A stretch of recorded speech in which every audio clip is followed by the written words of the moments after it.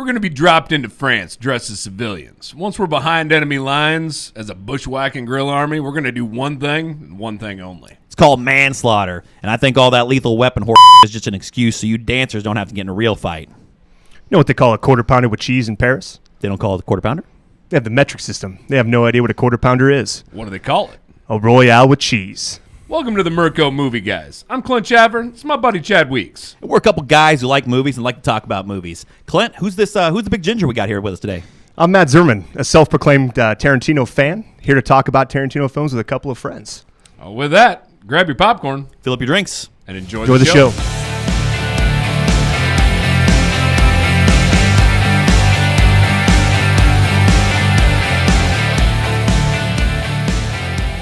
Welcome back, film fans. So we are going to be talking about all things Quentin Tarantino tonight. And I just got to say, Matt, thanks for stopping by and joining us here. Well, no, thank you, Clint. It's been a long time coming. You know, we've spent a lot of time talking about films between each other, and it's only a matter of time before I got down here to film with you guys. This is like a foundation of our friendship. We talk about movies literally all the time, so you might as well, get in here and join us for one of these. Put the camera on us for one. Absolutely. Well, the funny thing is we were going to do this, a few weeks ago, and we ended up just staying up in my office discussing movies for 4 hours, and we never turned a camera on. Yeah, so. That's exactly. Which, again, that would have been like the best conversation we could ever had for one of these things. We need to get David here on one of these. No, undoubtedly. we're going to have to get him. So. Yeah. Well, hey, also, thank you for stopping by and joining us here. And be sure, if you like this podcast, be sure to hit the like button, ring the bell to get notified of all of our new stuff, subscribe, all the social media stuff. Do all that stuff. Yep.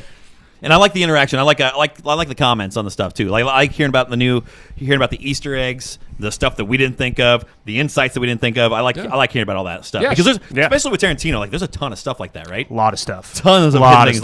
Like he's got his own little universe going on. Yeah, it's like the multiverse of Tarantino. Well, it's kind of like a shout out to Erica Knisley on the her comment on our Spider-Man, right? A well thought out. Really was. Throw some of those at us, and also we're gonna be rating these things and tell us how we're wrong, because I'm sure it's not going to align with everybody. Yeah, because everybody that's going to listen to this is going to like Jackie Brown more than I did. Oh, without a doubt. Me too. There we go. All right. Well, I think that we need to just jump right into this, and we're going to go, what is your favorite scene in a Quentin Tarantino film? Okay, so I wanted to go by spoilers here because if you haven't seen these Tarantino movies that have been out for multiple years, if you haven't seen all these Tarantino films, there's going to be spoilers. And this is my favorite scene and my favorite movie is going to be Once Upon a Time in Hollywood, because it's incredible. It's one of my favorite movies of all time. But the final scene with him, with Cliff Booth and Rick Dalton, where the Manson family's coming up there, and I think that's what's really cool about Tarantino and his movies. That whole scene right there, we all know what exactly that's about. We know how that thing really plays out. We know how it actually ends. Yes, exactly. Yeah, exactly. And that's what. So when I watched this, I was a little bit hesitant about it because you see all these different things, and you see what it's building up to, and I'm like, oh man, this is where. But it doesn't go down that way. No. Because Tarantino isn't afraid to do these sort of things where he is rewriting history, and it's like a what-if type of situation where what if they went into the house next door and they run into Cliff Booth, and he absolutely wrecks them. He's coming off of a drug bender or something, right? Yeah, they're drinking all the coming through. Yeah. They're saying goodbye to a friend that's more like a brother, and the only way they know how is by getting blind drunk. Yeah. But exactly. But that whole scene is perfect, and I think it speaks a lot to what Tarantino does in all his movies, and he's not afraid to change history. I've heard him say that if he was going to do a comic book movie or Star Trek or something like that, he's going to change everything, and he's like, and I like that. It makes me feel better. Go ahead. Take a look at Inglourious Bastards. That's rewrote WW2. That's exactly where I was going to go with it. It's just bananas. Because that's exactly what he did there. He rewrote the whole thing. What if we ended in one fell swoop over here as opposed to how it really played out? I think it's those things that I was going to mention Inglourious Bastards. I think that's probably my favorite Tarantino film, to be quite honest. You get up into the top 4, and I could blend them at any given time. Right. So hard. It's difficult. But we're going to do it. No, we will. We'll try our best anyway. If we did it tomorrow, it'd probably all be different. So that's the right. thing. So, but no, the funny thing is, we've all sat here and had those conversations. You talk about that scene in *Inglourious Bastards* with the theater, right? They wipe everybody out, and that comment's always been there. Of you and I've talked about it before. Of it would only take one person to step up to change history, right? Like, how many people are next to like some dictator that right you could have person, just. You could have just Easily. and changed the whole world. And it's like Tarantino has that at his fingertips because he makes movies. Yeah. So he's like, I can change the past, you know? And that's so cool to me. And that's how he can do these things about these movies like World War II and the Nazis and everything. Like they can do this where it's a terrible, horrible situation, but we're going to do it a little bit better, like a what if. And I think back again to Once Upon a Time in Hollywood. At the very end, after it's all said and done, everything's settled down, the way he and I'd love to talk to Tarantino about this because I'd love to see if this is what he's going for, but I feel like Should get him on the line real quick. yeah, exactly. If anybody has his number, Let us know. Because I'd Drop love to a talk to him comment. because I think that We could probably squeeze him in on one of the episodes. yeah, exactly. Probably. Pencil him in. Yeah, after we get in somebody else, we got a long list of people to do first. So Waiting list is big. yeah, exactly.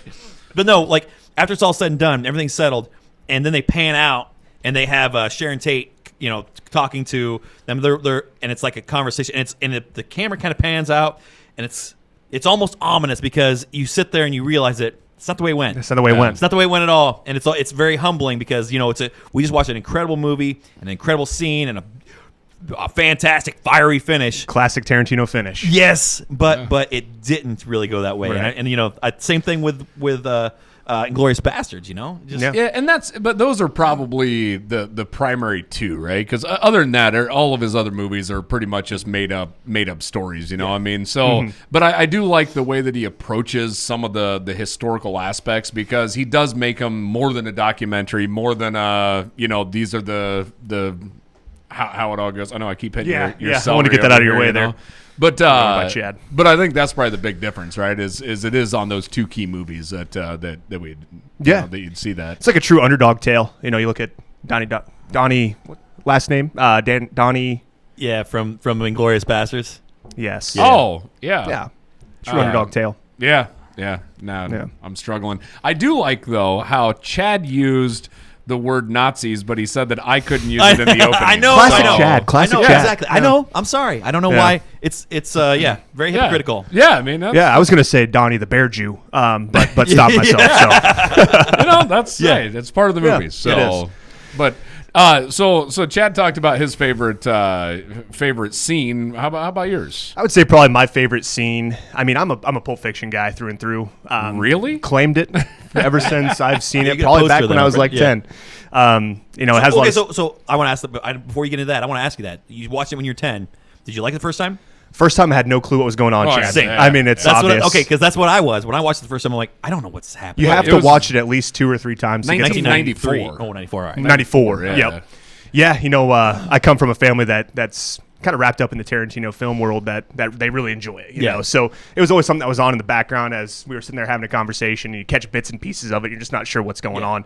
But after you sit through and watch it all the way through, I'd say my favorite scene, and this may be a bit of a cop out because everyone claims this probably to be their favorite Tarantino scene, is the Marcellus Wallace, or excuse me, not Marcellus Wallace, Jules giving the Ezekiel, Bible verse. Well, that scene or like the build up to it, because I think the build up to that is probably my favorite. That whole scene as a whole, Yeah. I mean, it's just I'm incredible sorry, did I break cinematography. your concentration? Yeah, flock of seagulls. I mean, it's one that I used to be able to quote from knowledge, but obviously haven't had the time to commit it to memory again. But Have you heard the theory on that?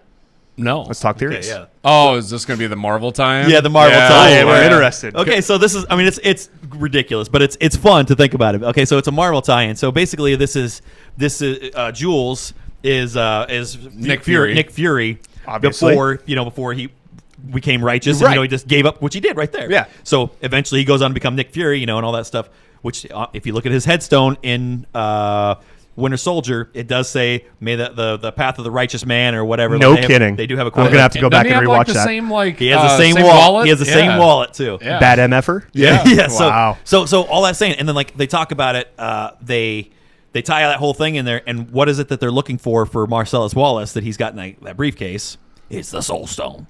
or one of the stones. So like when they lift it up, like they see that glow there, it's the stone. And so it's a fun thing. That's so cool. Yeah, exactly. That's so cool. It's a fun thing to think about, and it works out when it's explained well enough that I'm not going to do. You know what though? It wouldn't surprise me if Kevin Feige had that all planned since 1994. Right. Yes, exactly. Because it never ceases to amaze. Yeah, exactly. Right. Tarantino had no idea, but Kevin Kevin did. Kevin did. Yeah, Kevin's like, well, we're gonna write this in here. Yeah, he's playing everything out. Yeah. I mean, just the way Sam Jackson kind of commands the screen in that whole scene. It's Completely. just, my hat's off to him because that's incredible. Because John Travolta becomes basically just a background. Just background character. Yep, exactly. He's smoking a cigarette, doing his own thing. Who was it that was supposed to be? Who was supposed to play John Travolta's character? That was supposed to be Harvey Keitel, but he There turned we it down go. to play in the Wolf? Wyatt Earp film. That's right. Yeah, the wider. No. It's not Harvey Keitel. It's Mike Madsen. He turned it down to That's play right. Yep, in Mike Madsen. Gotcha. Yeah, in Wyatt yeah, Earp. yeah. Which- in Wyatt Earp, yeah. In the multiverse Yeah. of Tarantino, He's brothers, right? yeah, With Vic Vega and Reservoir Dogs. Yeah. Yeah, so cool. Which that I thought was kind of interesting because if you think about where Travolta was in his at that point in time, it's not that character. No. Right? So to have him come into the Tarantino universe and play that character, man, that movie wouldn't be the same if it was the other guy. You know? Absolutely turned Travolta's career around for him. I mean, he was in a couple of duds building up to that film. I mean, after that he does Face Off. I mean, you don't get any higher than that. You got it. Right? That's it. peak right there. That's peak Travolta. Peak peak film right Travolta. there. Yeah. How many Oscars did he get for that? Not enough. That's the answer. Not enough. No, I would have to go. I think my favorite scene, and this is probably just like a total cop out. Like I feel bad even saying this, but it's Christoph Waltz at the beginning of Inglourious Basterds, the whole rap monologue, right? Yeah. Wow. Because that sets the stage for just how emotional and damaging that movie's going to be. You know what I mean? Like that you knew that you were seeing one of the most well-written characters, yet he's also one of the darkest characters that have been written, right? Like it's just like this dude is evil but a gentleman. Christoph Waltz just does it amazing. Yeah. You know. And he's so low key condescending too. He's like, if you like the comparisons of the animals to the races and that sort of thing, like that sort of thing, like the way he does that, it is so low key condescending. It's man, he that scene right there alone, give him an Oscar. Well, he should have got an Oscar yes. for that scene alone, let Yep. alone the rest of the movie. But Yep. he was great. And He got an Oscar for supporting role in yeah, it, right? Yeah. Which I mean, he definitely should have. But he's one of those villains. If you think about trying to write a villain like that, that's somebody that you hate to their core, right? I mean, you hate the moral aspect Everything of they this person, stand for. everything they stand for. Yet you cannot wait to see them on screen again.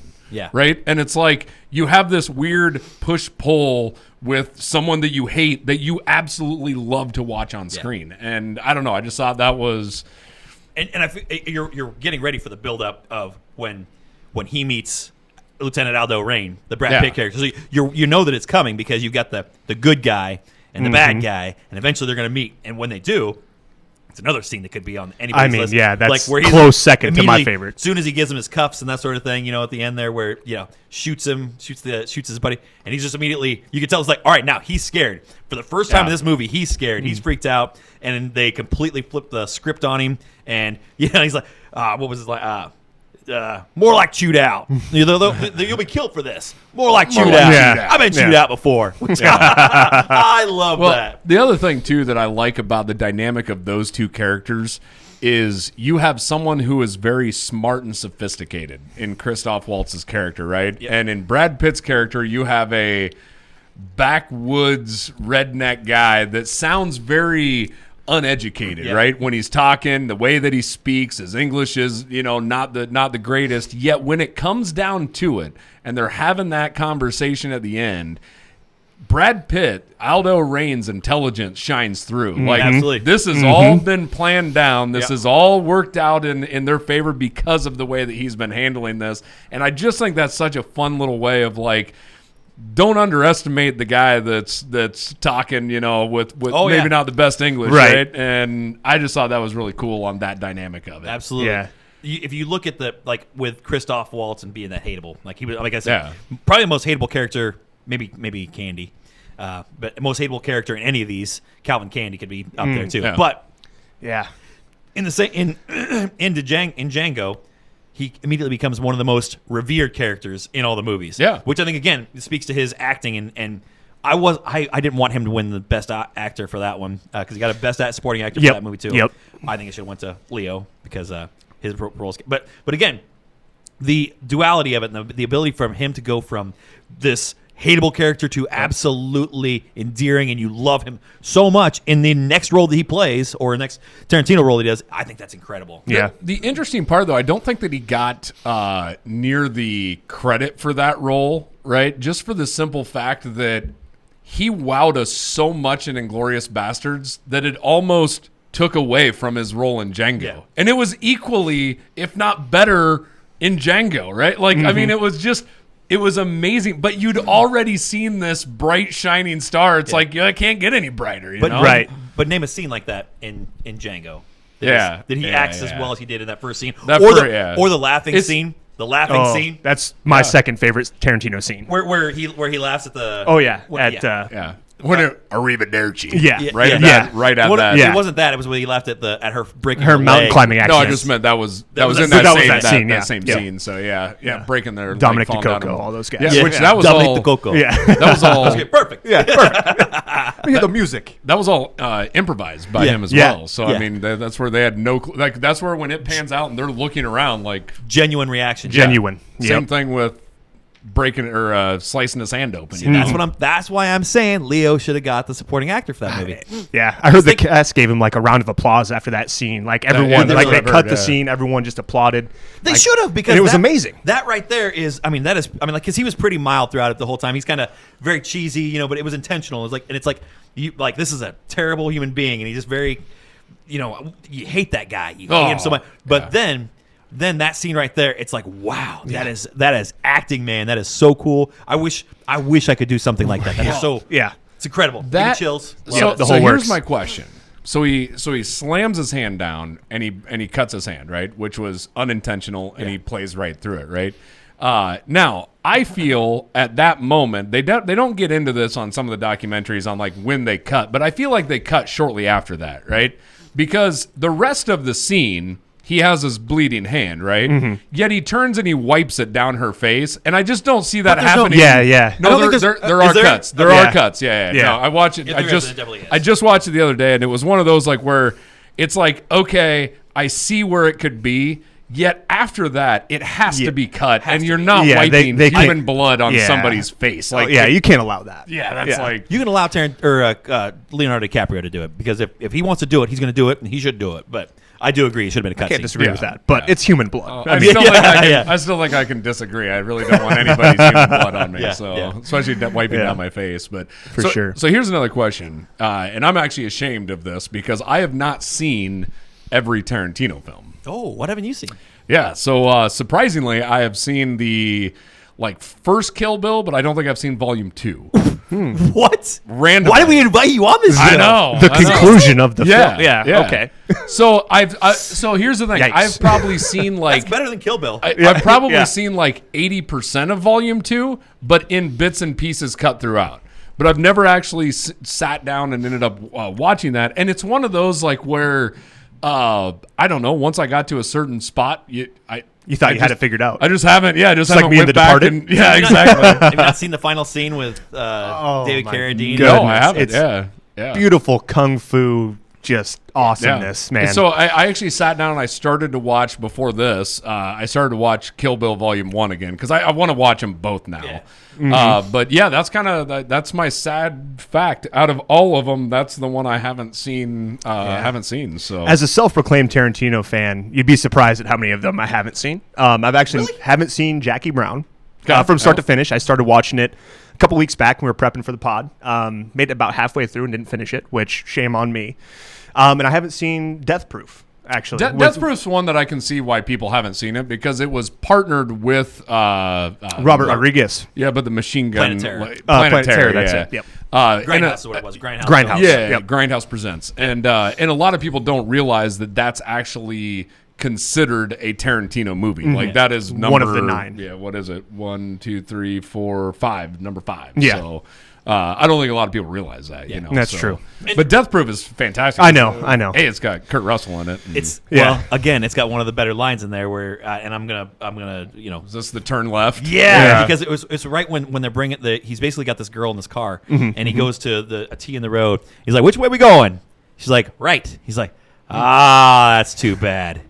Well, what? She's like, "Well, if you were going right, we could have kept on going, and you would have had no clue you would have had no worries whatsoever. But we're going left, and now you're gonna have to start getting worried right now." Yeah, it's like whoa, yeah. And Kurt Russell just absolutely killed it. I mean, I really like Kurt Russell's character in The Hateful Eight. Yes, As he absolutely. portrayed that role really well. So I can imagine him being a stuntman Mike, I believe is his name, right? Yeah, So, Stuntman Mike. Yeah, would do a great job. Well, so here's the other thing, and I look at like Death Proof being tied to like a Once Upon a Time in Hollywood. It means that I think there's all these nods because the main actress in Death Proof was a stunt woman. Yeah. Right? And you have him portraying a stuntman. Yep. You have Brad Pitt, a stuntman in Once Upon a Time. So I think she's in that movie too. Do you know that? Oh, no kidding. Is she? She's Kurt Russell's Zoe. wife. Oh, no kidding. Yeah. Yeah. What's her name? Zoe. I can't remember what her name is. Check right the now. notes, Chad. I don't think I have that one down. Ooh. Zoe. It's Zoe something. Zoe. It is. Yeah. But Up here.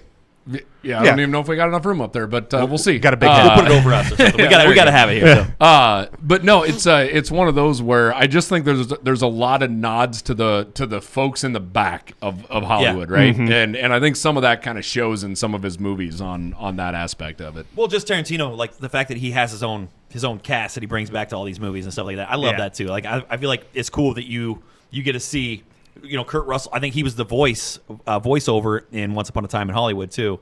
You see him appear in certain movies. Sam Jackson, who's if nothing else, he's going to be a voiceover in something. Like he's just, he's always got these guys. He's like, yeah, I'm doing a movie. You're going to be part of it. I don't know what it is yet. It goes to show Tarantino, and this is what I like about the guy. Like when you watch interviews and you read about the guy, there's nobody on this world that knows more about movies. No, like you could. I remember seeing him on I can't remember if it was like Conan or Jimmy or wherever it was, and they were reading obscure movie like the summaries, the synopsis on the back of like the VHS tape, right? They were reading this out, and these are like movies that we've never heard of. And he's like sitting there and he's like, oh, well, it's got to be this, or this. And it's like one of them, right? Yeah. And they said like he has this movie theater that basically they'll play a whole bunch of movies throughout the entire night and invite a bunch of people there. And it's like these obscure random movies that you've never heard of, you know?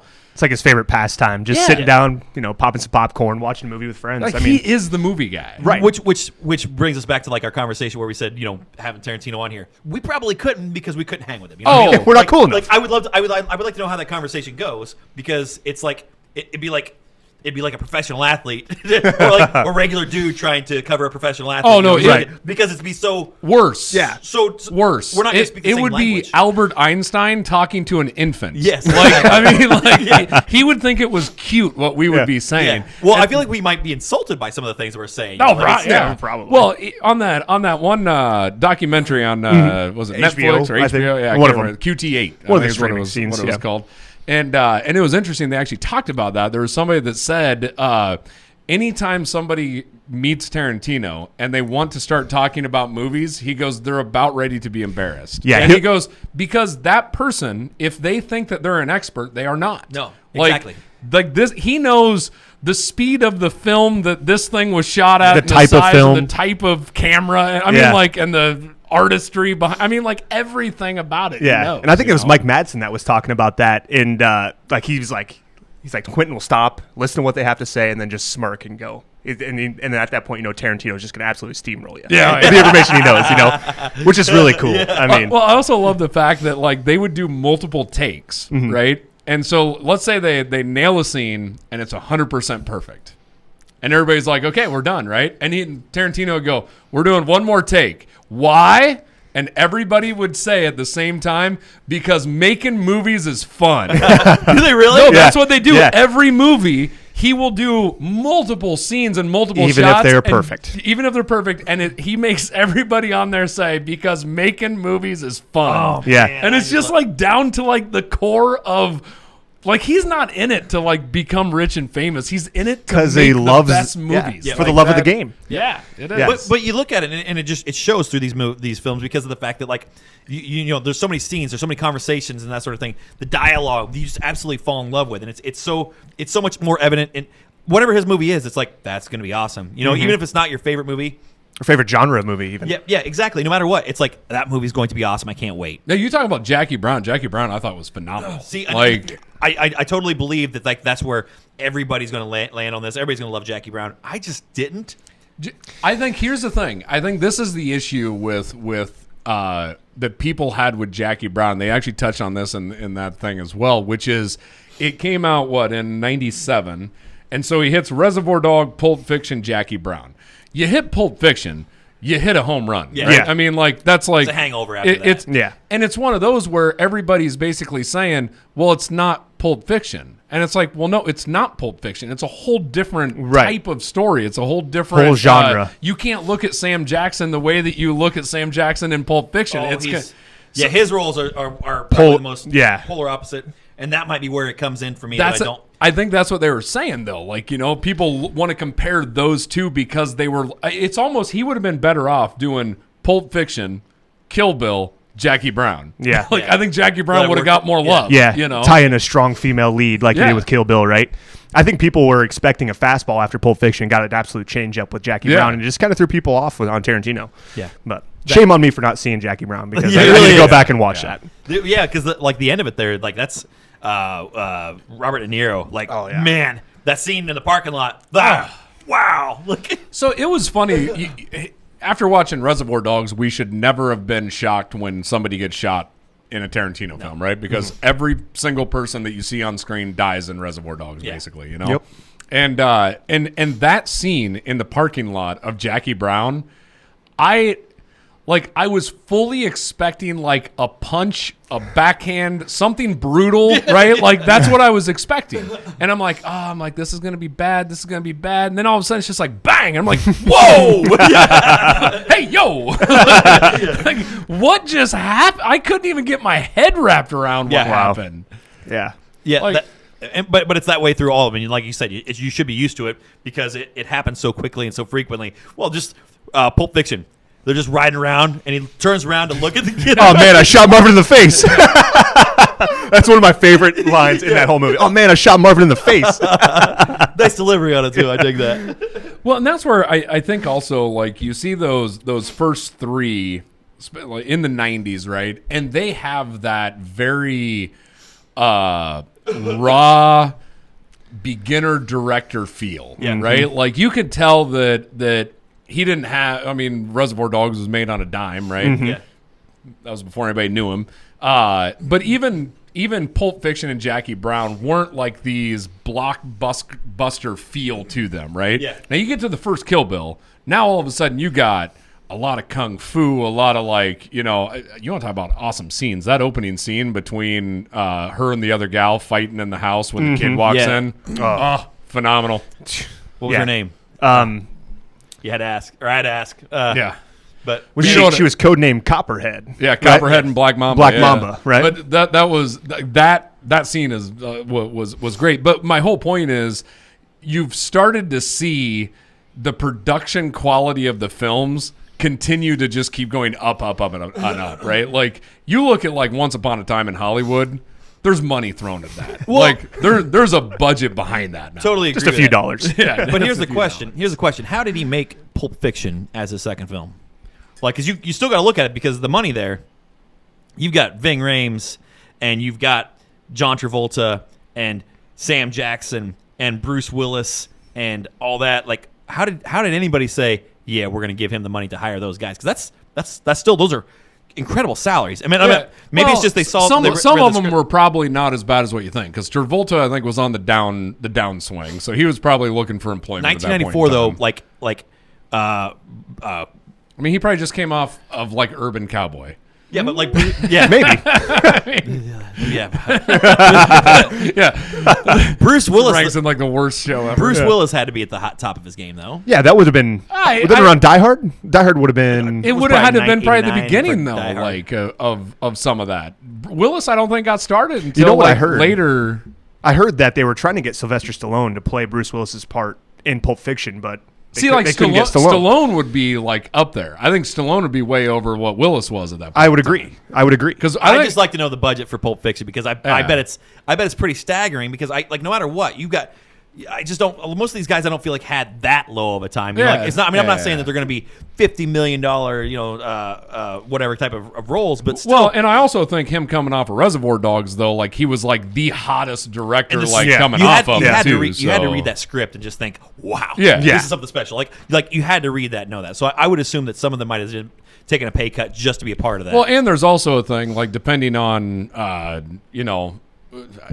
I know one of the guys behind a lot of these films that I don't even want to talk about, but but there's some of that depending on who signs on and who's funding it from that aspect of it. They got a lot of pull to get folks. You're right. That's probably exactly what it is. He got in with that guy, which let's not mention even. Miramax. You get into Miramax, and Miramax has the pull to bring in those actors, right? Yeah. And I think that's the aspect there. Yeah. So you want to talk about budgets? I mean, Reservoir Dogs being his first film.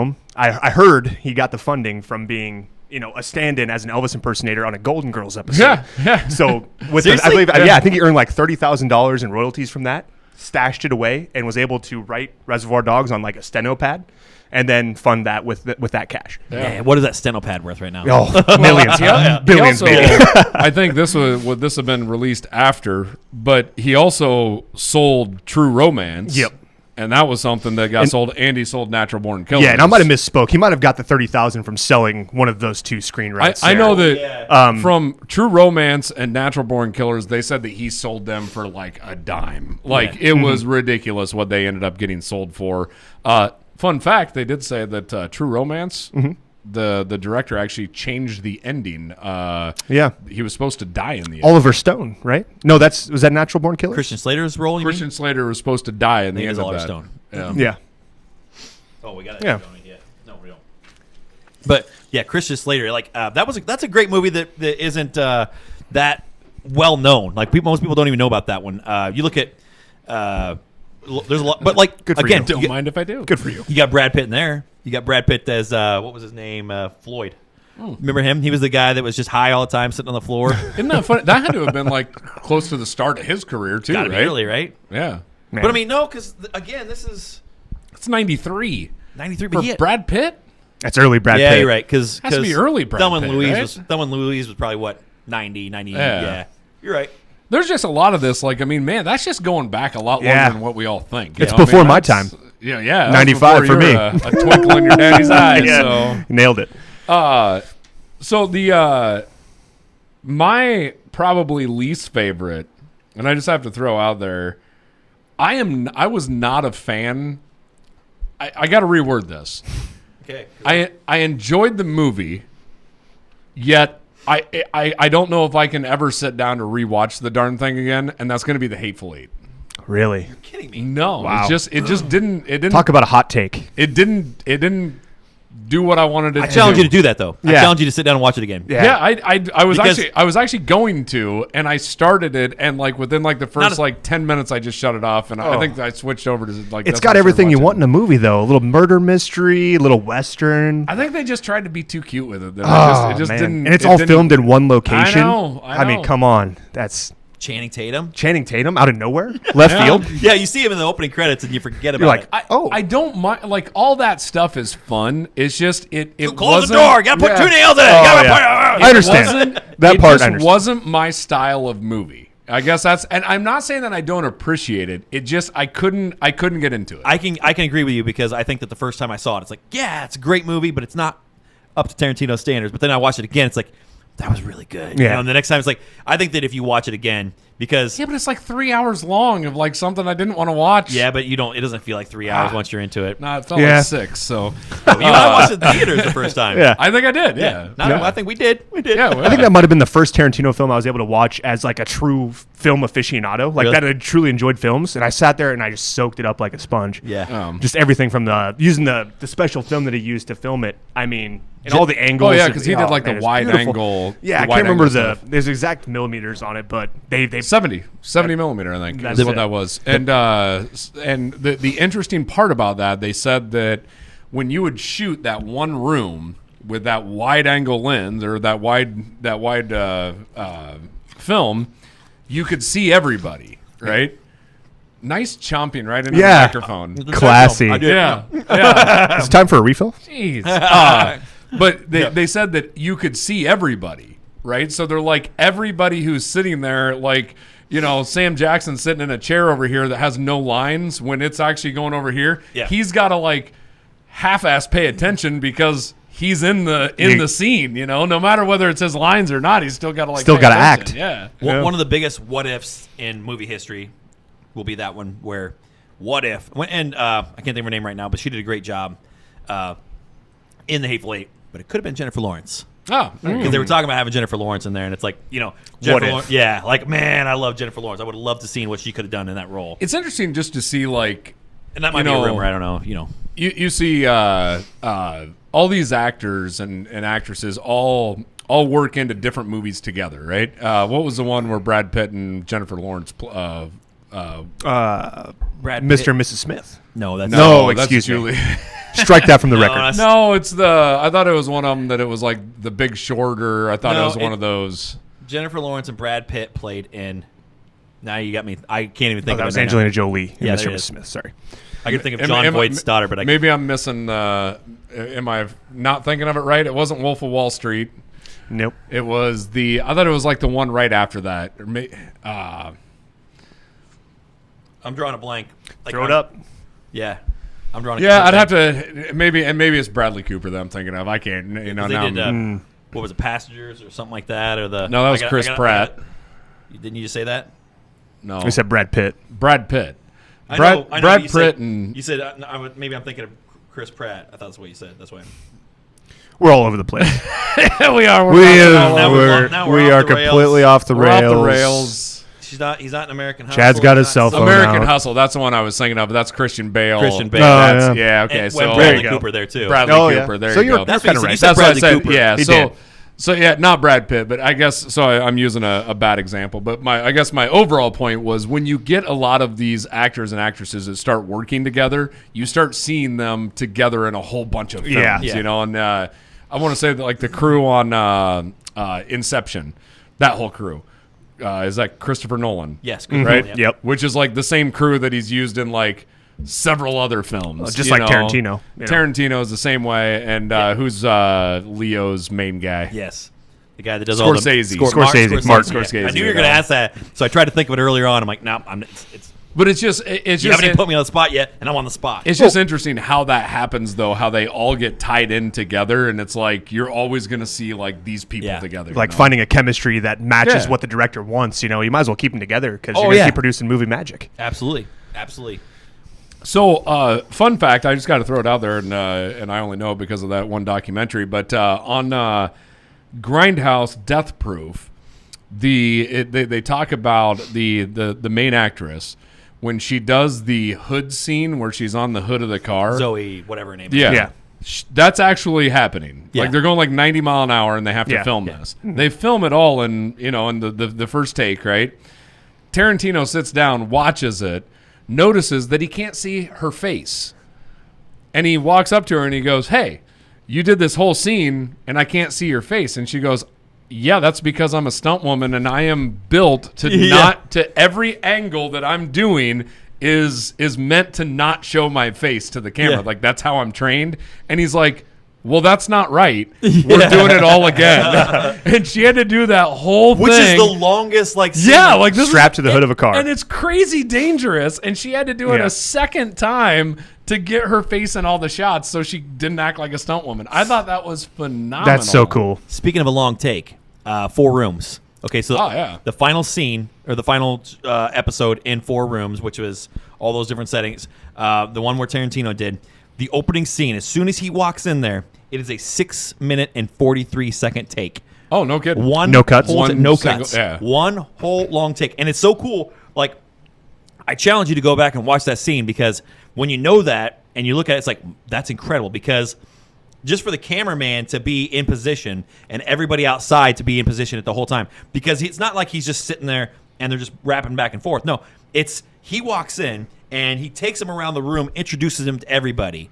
And so like it goes to Bruce Willis who's pacing back and forth arguing with his wife. This camera is going like, and it's moving, yeah. and it comes around this way, and it introduces to the gal that's on the couch over here, talks to these people over here, and then it moves around behind Tarantino, behind it, so it's got his head here. And Tarantino's not like the best actor, so he's the main focus of this whole thing. So he's doing all this, and then it cuts over here to this guy, and it just comes back, and it ends up with a perfect scene of her blowing a smoke ring into the camera, and it's like, wow. When you know that, it's like, that's incredible. Well, Cinematography magic. Yes, I mean, it's that's just beauty. exactly- yeah. I mean, and it's not just in one take. You also got to think about the camera guy back there who's probably doing a focus of some sort because people are of different distances and things. You know what I'm saying? he earned his paycheck. Like paycheck there's that like day. a lot that's going on. The sound guy that has to like follow and make sure that he's hitting the sound on everybody. We'll never know those guys' names, but that's an incredible job. Like they did an Yeah. awesome job, and we're not going to know any of them. No. But we know Bruce Willis and Tarantino, and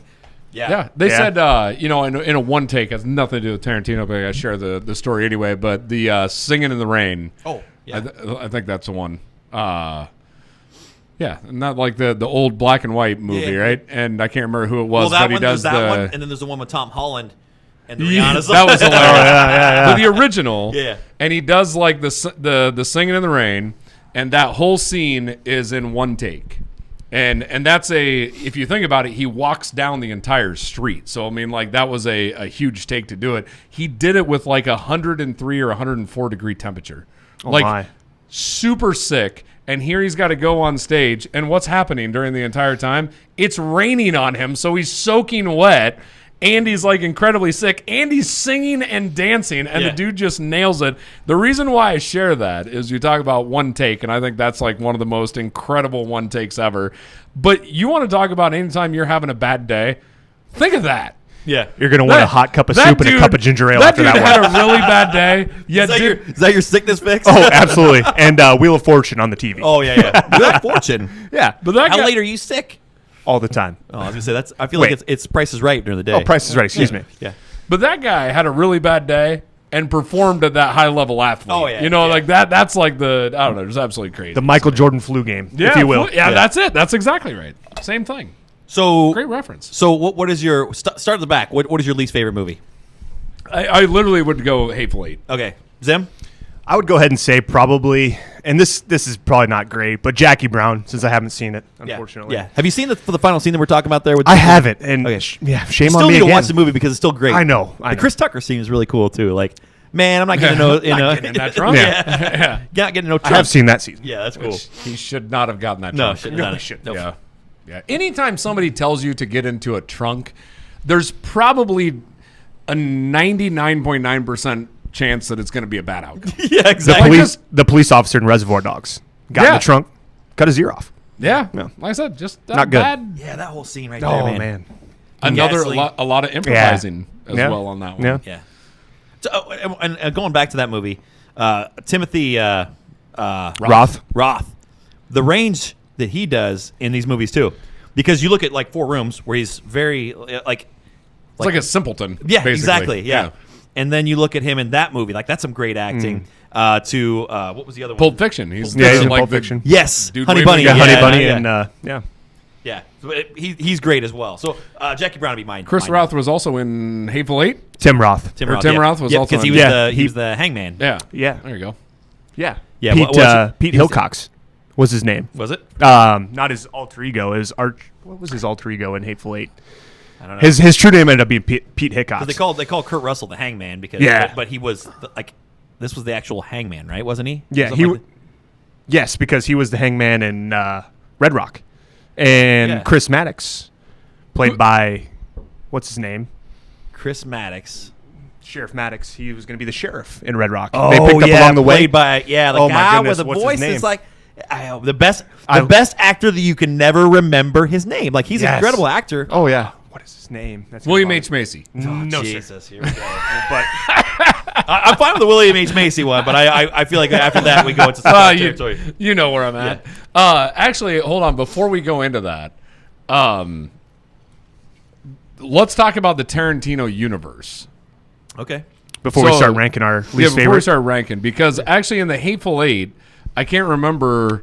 Who was it that was the Hispanic fella? No, who's the English guy? Who's the great grandfather to the English guy that does the 3 drinks and gets the dude that plays Magneto? Yes. What is his name? I'm upset that I can't think of his name. You know what I'm talking about? Oh, He's like, I'll take 3 instead of 3. Yeah, 3. Yeah, no, 3. he does this instead of that. He does this instead Yeah. of this. Or this, excuse me. Yeah. Yeah. But right. but anyway, the guy in Hateful Eight, the English guy, It is shameful we can't remember his that's name. his great grandfather. Yeah. Like they link all this stuff up, and we talked about the Vega brothers. You look at all the props. So like the big Kahuna burger, Red Apple tobacco. Red Apple cigarettes, tobacco, yeah, like all that stuff. It's incredible to see how they map out. Like it's like a little mini like Marvel universe in Tarantino films. Yeah. He also does the Mexican standoffs. They have a lot of those in different movies. Like that, I never noticed it, but that's something. Got that ourselves a good old Mexican standoff right here. Yeah. Aldo Rain. Yeah, where he's like, We got guns on you. You got guns on us. yeah. Well, or actually, it was we throw a grenade down there. But yeah, they got a lot of those. The most notorious one being in Reservoir Dogs, where it's just Oh yeah. At the end. all right. It's Yeah. Yeah. You know, Pulp Fiction's another one too. Honey Bunny and Yeah. anyway. Yeah. No, that's that. What other universe aspects is there? And there? I thought there was a couple others. There's a ton of them in there. Yeah. I'd like to hear some other people mention them because it's tough to figure out exactly what's what. But because they go as far as to have like there are certain ones of these that are like okay, so like Kill Bill isn't in the universe. It's like a movie inside the universe, or it's something to that effect. So Well, do you know, in Kill Bill Volume 2, when she's buried underground in the casket, she pulls out a switchblade, right? Oh, That's yeah. the same switchblade that Harvey Keitel character, his character in Reservoir Dogs. used Yeah, to cut yeah, off the yeah. ear of the policeman. That's right. not Harvey Keitel. Mike Madsen. yeah. Excuse me, I keep confusing those two, mixing Yeah. them up. But Yeah, that's right. Yeah, those are the same knives. yeah, same knives. So So it is tied in. okay. All right. So there's one movie where they're like watching Pulp Fiction on the TV or something like that. That would have to be like Grindhouse Yeah. in Yeah. like the bar scene or something. Maybe, Yeah. maybe. Help me out. I mean, they do it in Hostel, so maybe that's what I'm thinking of. Oh, that could be. Yeah. Because that was Quentin presented by Tarantino. which Yeah. that's one of the few movies I almost walked out do of. not. Ooh, Do don't not, watch. Chad. Yeah. What? Don't even. I don't think about it. You mean like no, the- I was going to say don't mention the word that you want to describe Hostel with. So Oh yeah, that's exactly right. you I have a almost term- rolled into that. We will Term for censor that. you. Yeah. I will beep you out. Hey, can I get a refill? I don't mean to disrupt the mojo that we got going on in here. just a minute, we're going to actually close this out, and you're just going to have to stay dry here. No, that's fine.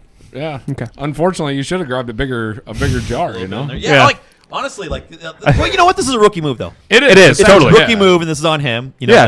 It's really not on us. The next time, Zim, you'll know better. Honestly, Yeah. invite me to more podcasts. I'll learn.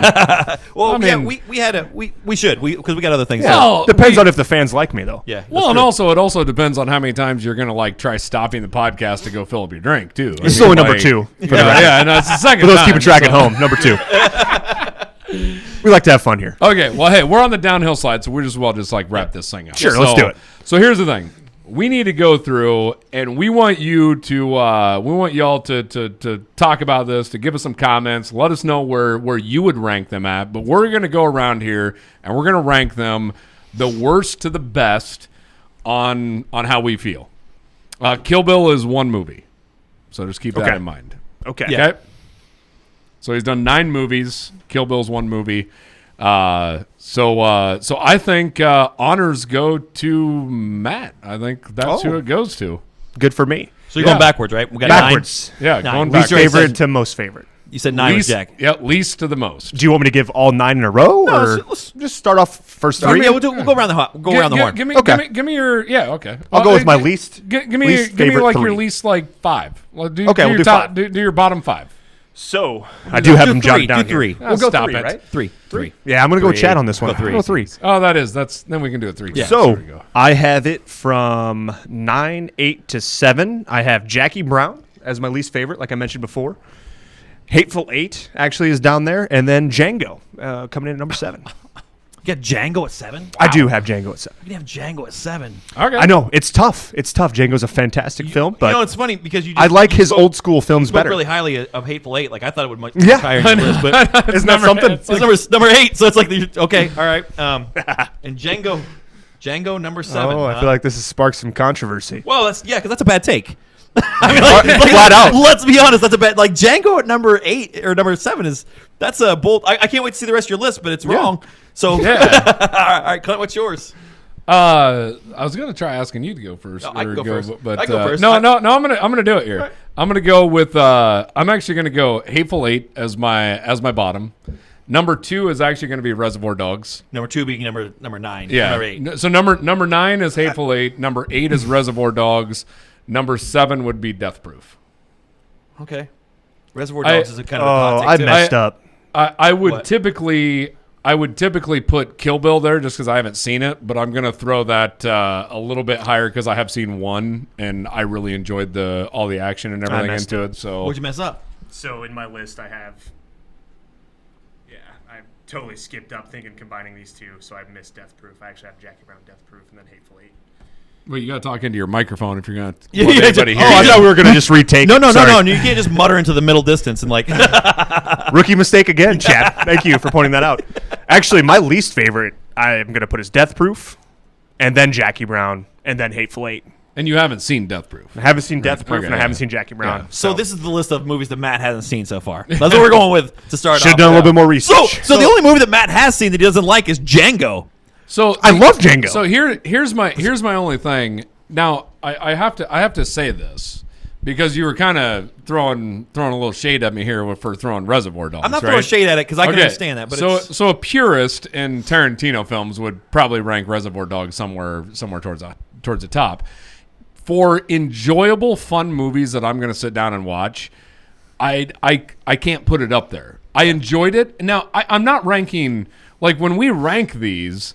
I'm not ranking these at like the bottom of movies. It's just the bottom of Tarantino movies. So like they're still great movies. I get that. I get that. I got to make that clear because it sounds like, there's a lot of judgmental coming from your side of the table over there. I know, but I'm he judged my list hard. That's Chad- what we do, though. Chad- I'm judgmental. Chad's like, I'm right. Yeah. Y'all are wrong. Dot. Period. All right, I think I literally said. what is the perfect list? Yeah, Chad, The show answer- us. So the answer, Jackie Brown, is number 9. But I don't necessarily think that. I disagree with that. I would say that you're right to disagree with that. I'm just going to tell you that that's a valid point. I'm putting it there. Jackie Brown is better than Reservoir Dogs. Jackie Brown is It's better than Reservoir Dogs. Nah. no. You can't even say you haven't watched the whole thing. I've watched the first half of Jackie Brown, and I've seen Reservoir Dogs probably close to 25 times. Okay, all right. Okay, so Jackie Brown, Death Proof at number 8, and number 7 I have The Hateful Eight. So we're not too far off on that. I think The Hateful Eight. I really like the. Yeah, book. I mean, so we all put Hateful Eight and Death Proof at the bottom. yeah. I mean that's in reality. You gave us so much crap over Hateful Eight, and it's still at the bottom of yours too. Yeah. Yeah. So X-Nay the judgment on my list. No. Oh yeah. No, your judge. What was it that I judged you on? It was Django. I have Django at Yeah, 7. no, you but don't. that's I simply know. That's a because. flip table comment. Like Oh seriously. no. I simply because above Django. So let me talk about this Jackie Brown versus Reservoir Dogs one more time. I think Jackie Brown is a better story than Reservoir Dogs. Like I truly think. I think the overall story of Jackie Brown, I think, is better than Reservoir Dogs. I just think it is. It's more of an in-depth. It's a fun story. You're actually. I just can't It's find just where I'm at. because the thing is, like, if it was talking about like interaction, like I just can't figure out a way that it is better in any way. Like the acting isn't the story. I don't think it is either. I like think the story is significantly. the way that depends they, on your taste in the way that movies. they start out the movie in Reservoir Dogs. Where, This is a point where you try to convince me that I'm. no, I'm just saying like the storyline of that, and then everything like they don't know what the story is, but they're just figuring it out piece by piece. Yeah. Tarantino Classic style. Tarantino. You have no clue. Yeah, so it's just coming in one at a time and like hot. Again, like, Jackie I Brown. I like him. Anybody could have directed Jackie Brown. Oh, come on. now. Anybody could have directed No, Jackie Brown. That's a flip table comment right there. Come on now. What was the scene where they really had a great conversation? Name a quote from it where they had that that great conversation like they do. Oh, Jackie Brown and Robert De Niro had an entirely great conversation in their apartment. So you're right. You can't talk. You can't mention anything. Yeah, I can't say that because I'd have to censor that's the the entire thing. That's the problem with quoting Tarantino movies. It's like, Yeah. Oh yeah, I did a whole trivia category about this. It's like, well, I can't hardly use Warning, explicit content. Yeah. I'll say it's all right. So give us your next three. Yeah. All right. 654. 654. 654. 654. We got Kill Bill volumes 1 and 2. All right, I'm putting there. I would put 2 over 1, but it doesn't really matter. Yep. 5. I have Reservoir Dogs. And 4, Inglourious Bastards. That's a really tough one to put there. Like I know that it's still in the top 4, but putting Inglourious Bastards at 4 is really hard for me because that's a great movie. It's a phenomenal Man, film. that is. I think that once you from 4 to 1, it is almost impossible to go like. It's just They're tough. interchangeable. Yeah. No, I get it. I mean, they're a hair difference there. Okay, so what Hate did to live off the difference. I went? It's a quote from John Wayne. What's Hateful. I did Hateful Real Eight. True Grit? Rio Bravo, where he's like, where it's I want to say Dean Cain, but it's the singer. He's like, he's asking, so is it chances he as good as I used to be? I'd hate to So live off Dean the Martin, difference. is it? Give me a pen over there. Couldn't imagine seeing Dean Martin in a John Wayne film. It is. Yeah, So- Dean Martin. Yeah, That's what I thought. so I hold on. couldn't remember. Yeah. So I did Hateful. Rio right? Bravo is my favorite John Wayne movie. Like, it's fantastic. Have you seen that one? Probably bits and pieces. One that Dad turned on in the background, just like should watch Pulp it. Fiction. Yeah. Okay. Yeah. So I did Hateful Eight, Death Proof, and Reservoir Dogs. Was my 9, 8, 7. Yep. 6 is going to be Kill Bill. Okay. I think that was what mine 6 was, right? Yep. Yeah. 6 is Kill Bill. Pitter patter. 5 and Take your time. 4. Wow. Okay. Zim, what's your 6? Yeah. My so, number so hold 6 on. No. Hold on. all right. 5 is Jackie Brown. Okay. 4 is Pulp Fiction. Really? Okay.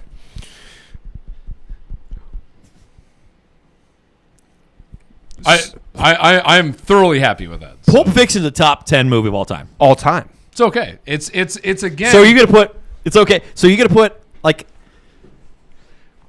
So I'm not going on IMDb ratings, whether it's No, the I'm not top- either. I'm going Tomatoes. off of, like, I'm talking about- human seeing the movie. I'm talking about if I'm going to sit down and watch a movie, Pulp Fiction will be behind the next 3. The Clint For me. Schaffer scale, not Yeah. the general public scale. It's just Pulp, me. Pulp Fiction is one of those movies that I always say, if it's on... I'm turning it on. If I see I'm scrolling through, it's like, it's been on for 20 minutes. I'm turning it on. I can pick it's been it on up. for an hour and a half. I'm turning it on. That's not saying Just at hopefully- home. hopefully It's just saying that the other Zed's dead, baby. The other, Zed's dead. the other 3 to me are more my style of films that I enjoy significantly more. And that's not taking anything away from Pulp Fiction. It's just Inglourious Bastards is one of my favorite all-time But movies. what did you have it at? At 4. Okay. I mean, I got Once Upon a Time in Hollywood, Django Unchained, and Inglourious That's- Bastards. I need to chill out. That's where you're getting Just- those interchangeable. That's 3 of the greatest movies made. Yeah, So, that's true. Yeah, all right, go for it. So I'm going to reiterate. My number 7 is Django, which I know Chad wants to flip a table over. I love Django. Fantastic film. I'll turn it on whenever it's on TV. Yeah, watch you're it over and just over again. wrong. You're just wrong with that. I know. I do Yeah. feel like that if there But- was one of our top 4 to fall off the face and people are going to do that, it would be Django because there's a lot of people that just don't like Django for some Yeah. reason. They're like, Yeah, it's or pretty hold it in explicit. that regard. Yeah. Yeah. I mean, the simple reason, let me justify my reason for Django being at let's hear it. 7. Let's hear it. I got Kill Bill above it. Now, Kill Bill was another one of those films that we always had on in the background when I was a kid. We watched it. You know, that's one of those films that I've seen bits and pieces of and can piece the whole story together When over I was and a over kid, again. that was 2003 and 2004, Yeah. dude. I was like graduating Yeah. well out of I understand. high This is school gonna be the now. point where understand. he's like, honestly, I haven't seen all of Django. I've seen bits and pieces of it. We had it on the TV when we were kids. we were kids. It was on the background. I don't know if I want to do another podcast with you guys. No, but it has some sentimental value to me because it's something that me and my dad would sit down and watch. You know, I enjoyed those films. I really like Kung Fu. I Yeah. really like the sword play that's in those Yeah. films. So Yeah. that's why it ranks above Django for me. Now, I that's my argument upon that. But Okay. so then then- number Would you rather 5, have a Hanzo, Hattori Hanzo. Hattori Hanzo, an Excalibur, or a lightsaber? A lightsaber. Lightsaber, yeah. Hands down. All right, just Yeah. checking. Just checking. That's a, Yeah. It was a little bit whoever answers that not as a lightsaber I had- should be stabbed with a lightsaber. I had another kind of sword up there, but I was going to use Conan's, but nobody's going to say Conan's. So I was going to use it something else. I had something else, and I don't remember what it was, so I threw in a lightsaber. Oh yeah. Once you went lightsaber, though, Yeah. like you had me on the It's a first little two. cheap. But Yeah. like, Yeah. it's like, Substitute any would other you rather sword have for a a lightsaber. Ducati, How about a Highlander? a Corvette, The Highlander or the sword? Millennium There Falcon? can be only one. So 7 is Django, 6 is Kill Bill as a whole, and number 5 would be Reservoir Dogs for me. Number 4 would be Reservoir 4. Dogs. Yeah. Okay. Yeah. Okay. His counting's not his specialty. It's not. So your top 3 then. My top 3, Once Upon a Time in Hollywood. Great 3. film. Number 3. Number 2, Inglourious Bastards. It's one of those films that I can watch whenever. Yep. Love that movie. And then number 1, obviously, Pulp Fiction. The reason I freaked out on you because I feel like the consensus number 1 should be Pulp Fiction. I'm not Yeah. saying it is, but it should be. I have never went to the consensus, Chad. So I know, I'm not saying you have, I'm but I'm saying, going. like- I'm going with truly again what I enjoy watching. You think of And Tarantino, though, you think of Pulp Fiction. Yeah. That's Correct. the first movie oh that no comes no to mind. no. So Pulp Fiction is probably Tarantino's greatest film that he'll ever make. Like I get that. Arguably. I get that is like the epitome of Tarantino. But for me, again, I would rather watch. Like Inglourious Bastards is my favorite. Inglourious Bastards is number 1 for me. Like that's an easy number 1. Django Unchained would be number 2, and Once Upon a Time in Hollywood would be number 3. Yeah. Like that's my good and top then 3. and then Pulp Fiction's after that. Those are all of these are They're all- amazing they're all- movies. And I said, like, I put Inglourious Bastards number 4, and it's tough to do that because Yeah. it's like it's a beautiful movie, and it's like how I'm do you? also like a World War II guy though. Yeah. I love World War Yeah. II everything, you know. So Yeah. it's like Inglourious Bastards kind of hits home with me. Yeah. So So mine would be my 3 would be Django, 2 would be Pulp Fiction, and number 1 is Once Upon a Time in Hollywood. So I can't believe you didn't put Pulp Fiction number 1. You absolutely that's just that's Yeah. an Yeah, but you- atrocity. I know, right? But you also know how much I love like that movie is the best movie that's come out. Once Upon a And- Time in Hollywood. Yeah. Yeah, and yeah. just I mean, absolutely you rank that as a like It is a perfect movie. Yeah, It's a great movie. You put Spider-Man: No Way Home, and you put like touching it is Once Upon a Time in Hollywood, I might put and then Once it's Upon a Time like in Hollywood over Spider-Man. Like they're you very, didn't say that 2 episodes ago. I did. Wow. Absolutely I did. I said they're perfect movies. Oh yeah, you I would did. put Okay. I would put All Pulp right. Fiction as a perfect movie too. Like the Yeah. thing is, like if I had to say my top 7 movies, Pulp Fiction, and Spider-Man and Once Upon a Time in Hollywood would all be in there, along with Fight Club and. You are a Fight Club. I guy. love Fight Club. Fight Club's a great movie. It's one of those like Yeah. I could watch that movie so many times. I and think every- great movie, just not You in laughed at me anything. the last time I said this. I I'm know glad we it went back- it caught me off guard because I had no clue that you ranked it that high. Oh yeah, absolutely. Just Like, kinda- yeah. I think it's a perfect movie. I think it's like the little things that happen in that movie are just incredible. And, like you did, Again, I think You- movie cinematography, storyline, like all that kind of stuff. Like I can see why you would say that. Not a Clint movie. Like Really? I enjoy it. I've watched it multiple times. I like Fight Club. It's just not something that I would put in my top. here's a hot list. take on that one. This will be the first time that you'll hear anybody say that the movie is about 5 times better than the book. Oh wow, Really? My For wife Fight would- Club? Yeah, my wife would disagree. She read it. Chuck Palahniuk or whatever. Like I read it and I'm like, I just don't really care for the book. Well, the only reason why you say that is because you have like the largest man crush on Brad Pitt that I've ever known. So I mean, that's it. That might be it. Yeah. Maybe the book didn't have Brad Pitt, and that's the whole Yeah, problem. there you go. If Brad Pitt was Harry Potter, the movies are better than the books. Could you imagine Brad Pitt as Harry Potter? It's just that's mind-boggling. Yeah. That's disturbing. Pretty handsome for a wizard, aren't you? That's what they say. You talk about books and movies, and I heard that Tarantino actually wrote a book, a novelization of Once Upon a Time in Hollywood, and I heard he elaborates on a lot of the scenes and a lot of the like missing pieces I on can like. see that. And I heard that it's fantastic, and I'm thinking about picking it up myself to I give it a could read. imagine because like I'm betting you there's like an 8-hour version of that movie out there somewhere, Oh. and I'm here for it, man. Yeah. If there's an 8-hour version, I will watch. You're that. gonna find it in that novel. So Yeah. the interesting part, like, I think this goes back to Reservoir Dogs, It's delicious. Oh, it's so good. Reservoir Dogs, Pulp Fiction, Jackie Brown. Those 3. And Death Proof. I'm going to put Death Proof in there. Those 4 are Tarantino films. Those 4 are films that Tarantino has pulled out of Tarantino's head to go right? Sure. And he just created this the worlds, he created the storyline, and everything else. The interesting part to me is every other movie, Kill Bill, it's based off of Kung Fu. Right, it is a kung fu story that was inspired by kung fu. Like that's what he wanted to pull David from. Carradine was even in it. So Yeah, exactly. Yeah. You have Inglourious Bastards. You got to write a war movie, right? So here's this World War II movie that we can do. Django and Hateful both playing off of his love for Sergio Leone westerns and spaghetti right? westerns. Yeah, Exactly. spaghetti westerns. Toy ties into playing off of that. And I'm sorry, actually, Once Upon a Time should be wrapped into a Tarantino film as well. Like that whole movie is just is a love letter to movies. But it's just funny because a lot of those other movies aren't necessarily I mean they're diehard Tarantino films. I'm not saying that, but it's like they have so much inspiration from other movies, and you can feel that. Yeah. You know, and there's something to me that I think that may be why I get kind of drawn to them, because there is an aspect, like I said, in Inglourious Bastards, you throw out like a World War II movie, and like that's hitting me. Yeah. You know. Yeah. Or if you're a big country western guy, you watch Hateful Eight, or you watch say that, and I consider myself a big country western guy, and I don't think Hateful Eight's not going to be that high for me. Yeah. Django, could be that way. I think it's just the way. I mean, some of these movies are just better than the others. Like that's all there's to it. Yeah. I mean, but I think that's at the root of what Tarantino is, though, because I think he was quoted saying one time, like, true artists don't, do homages. They steal from other artists. Oh, yeah. And, He did say that, yeah. And I think that's, like, the root of what Tarantino is, right, with all these homages to kung fu movies, to spaghetti westerns, to all the other influences that he gets for his films. So, I mean, yeah. Okay. We're going to rank them one more time. Why? Because making movies is fun. All right. Well, hey, that actually concludes this awesome Tarantino conversation. Matt, sorry we couldn't break to refill, but that's all right. But thank you for for taking next time. Bigger cup. Yeah, bigger cup. Yeah. I think so. What's the next topic you want to be on? That's a great question, Chad. If you had to say there was another genre that you're like, man, I'd really like to be a part of that one, or a movie that's coming out.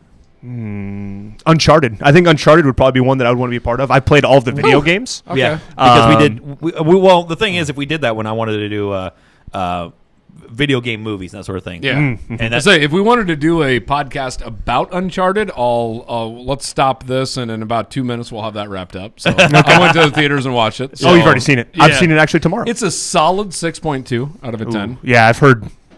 Okay. And the video games were excellent. I'm a big Mark Wahlberg fan, and I'm a big Tom Holland fan. Yeah. And I'm not a very big Uncharted fan. I'll tell you, Tom Holland can't play Nathan Drake like Nathan Drake can. The way Zimm just looked at Clint to say, big Tom Holland fan, was a little off-putting. Take it down a notch. Take it down a notch. I'm brought back. My thing is, it's everything that it wants to be national treasure when it grows up.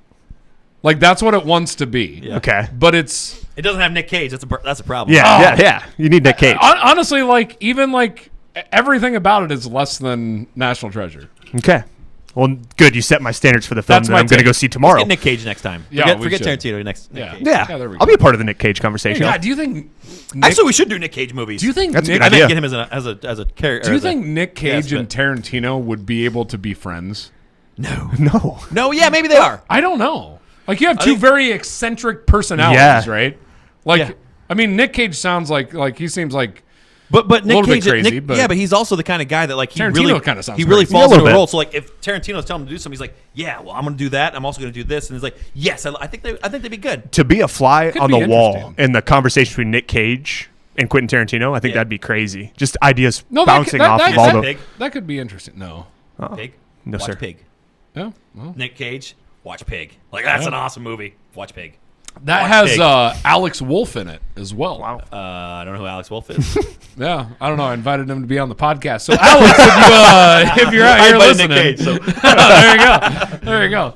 All right. Well, hey, with that, we appreciate you all stopping by, watching all this. Be sure again to leave us comments, hit us a like, give us a subscribe, and just thanks for joining. So, anything else you want to add? Nope, that's it. Nice finish. This is the worst sign-off in with, the world. with that, Put a bow on it. Yeah. Well, credits are rolling. With that, the credits are rolling. Lights are coming on. That's the end of the show. That's the end of the show. Zim doesn't watch our Actually, show hold on. enough. I do. Hold on. We're going to redo Yeah, that, can but we we're going to leave this in there. Okay, all right. Okay? I look like a dummy. No. This is your first time. No. Oh. Why are we doing a second take? Because making movies is fun. Well, the credits are rolling. The lights are coming on. That's the end of the show. Hey.